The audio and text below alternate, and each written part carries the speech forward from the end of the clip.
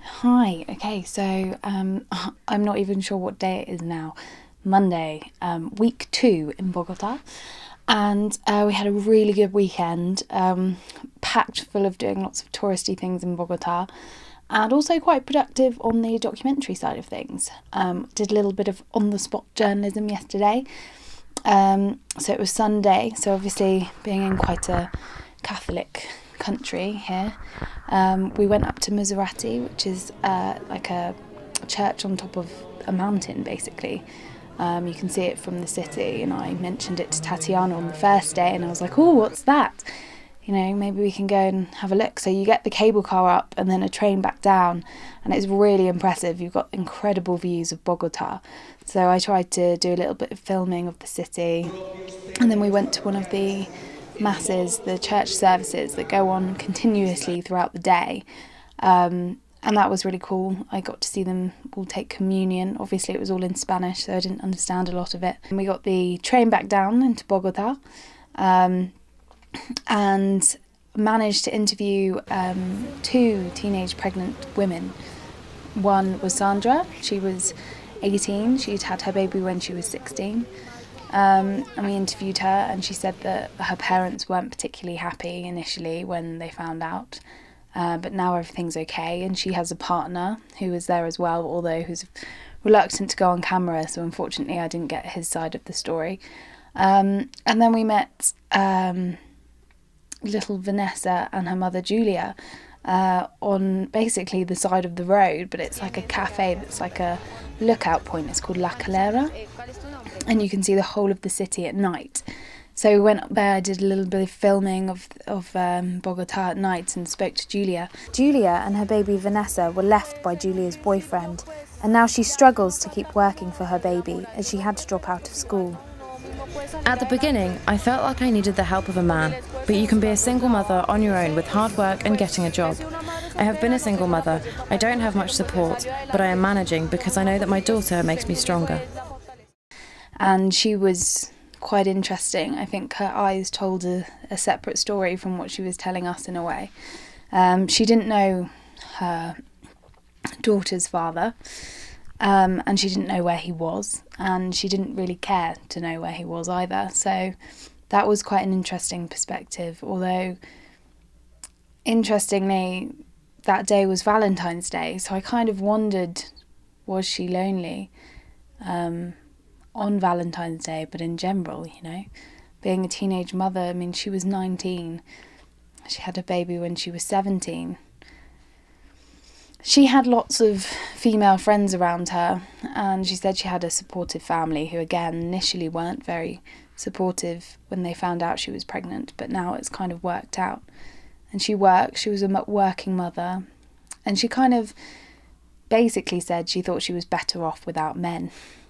She said that Colombia did have a very macho culture, which kind of was what I've been hearing from a lot of people here.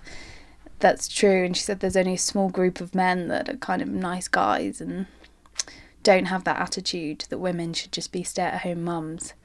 So she seemed like quite a strong warrior, and I liked her a lot. So we had a very touristy weekend, but again, I managed to speak to a couple of teenage mums. In terms of progress, I have to admit that things are quite difficult at the moment. We've stumbled upon lots of difficulty with access to basically the ICBF, which is like the government institution that authorises any access to any of the foundations that we want to work with.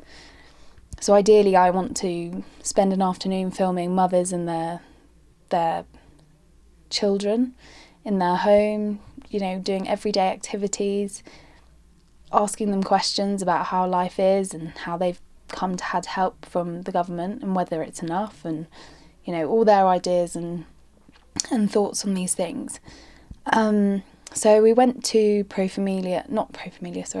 ICBF this morning and spoke to a lovely woman called Rosario, and she clearly really wanted to help us but couldn't because of this. We needed authorization. So currently Tatiana and I are trying to fill in this really long form that details what I want to do with my project. We've already given them authorization, or confirmation from Matt, my tutor, about that I'm genuinely from Bournemouth University, doing this for my project. It's not to be published, blah, blah, blah. But they want it in more detail and in Spanish. So Tatiana's currently translating it for me, bless her. And I feel kind of like I'm being quite pushy and perhaps unfair and ungrateful, I don't know.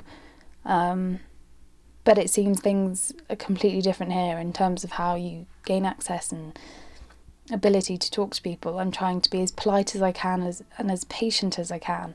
But the journalist in me keeps seeing opportunities that I don't want to pass up. And I think sometimes you have to be careful here because journalism is different.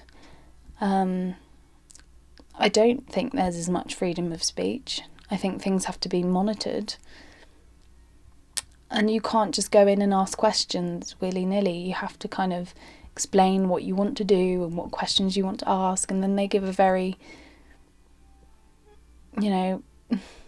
institutionalised response, I guess. Which is, again, what I'm trying to avoid, but I think, hopefully, and I'm being optimistic here, if we get authorisation to film with ICBF, it's going to be good. I'm really hoping. I'm hoping the patience sort of pays off, and I think, as my mum always says, slow and steady wins the race. So hopefully the kind of time it's taking for us to be able to film will ultimately be good. So yeah, that's pretty much everything. Oh, and look at my wonderful poncho that I bought in the market next to the Gold Museum. It's alpaca and it's very warm, and I'm loving it. So, loving Colombia, loving that it was Valentine's Day at the weekend. I'm not sure there's much else to tell you. Success with Women's Link Worldwide. I'm interviewing a senior attorney on Thursday morning, and she basically wrote her thesis on anti-abortion laws in Colombia. She's written books on it, and she, constantly and currently campaigns for women's rights, and not just campaigns, but helps, fight in laws, courts of law. So hopefully she'll be really, really good to talk to. Yeah, I think that is about it. I shall update you tomorrow with more information.